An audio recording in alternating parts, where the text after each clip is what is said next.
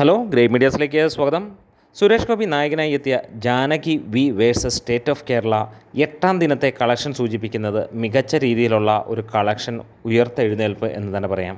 കർക്കിടക വാവ് ദിനത്തിൽ സിനിമയ്ക്ക് മികച്ച രീതിയിലുള്ള കളക്ഷൻ വന്നു. വലിയ രീതിയിലുള്ള കളക്ഷനൊന്നും ആരും പ്രതീക്ഷിക്കേണ്ട, പക്ഷേ കഴിഞ്ഞ ബുധനാഴ്ചത്തെക്കാളും കൂടുതലുള്ള കളക്ഷനാണ് വന്നിരിക്കുന്നത്. 785ഓളം ഷോകളിൽ നിന്ന് സിനിമ 15,000-ന് മുകളിലുള്ള ആളുകൾ കണ്ടു എന്നുള്ളതാണ് ട്രാക്കേഴ്സ് പുറത്ത് വരുന്നത്. അതിനിടയിൽ ഒരു കാര്യം ഓർമ്മിപ്പിക്കുകയാണ്, ചാനൽ ഒന്ന് സബ്സ്ക്രൈബ് ചെയ്യുന്ന കാര്യം ഓർമ്മിപ്പിക്കുന്നു.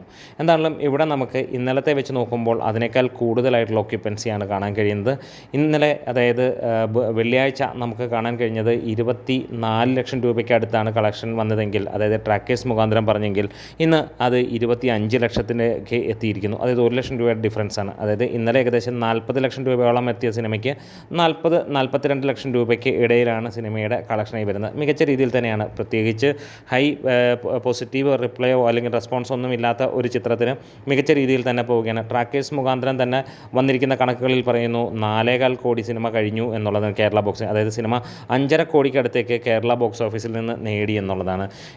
സുരേഷ് ഗോപി നായകനായ ഈ ഒരു ചിത്രം ഒരു IT പ്രൊഫഷണൽ, ബാംഗ്ലൂരിൽ വർക്ക് ചെയ്യുന്ന ഒരു കുട്ടിയുടെ കഥ പറയുന്നു. അവിടെ നിന്ന് തുടങ്ങുന്നു, നമ്മൾക്കൊരു കോർട്ട് റൂം ഡ്രാമയിലേക്ക് എത്തുന്നു. സുരേഷ് ഗോപി മികച്ച രീതിയിലുള്ള പെർഫോമൻസ്, അനുപമ പരമേശ്വരൻ, ശ്രുതി രാമചന്ദ്രൻ തുടങ്ങിയവരുടെ മികച്ച പെർഫോമൻസിലൂടെ പോകുന്ന ഈ ഒരു ചിത്രം ഇന്ന് വീണ്ടും തരംഗമാവുകയാണ്. അതായത് വെള്ളിയാഴ്ചയിലേക്ക് കടക്കുമ്പോൾ വ്യാഴാഴ്ച ഒരു അവധി ദിനത്തിൻ്റെ എല്ലാ ഒരു ഗുണങ്ങളും ആ സിനിമയ്ക്കെത്തി.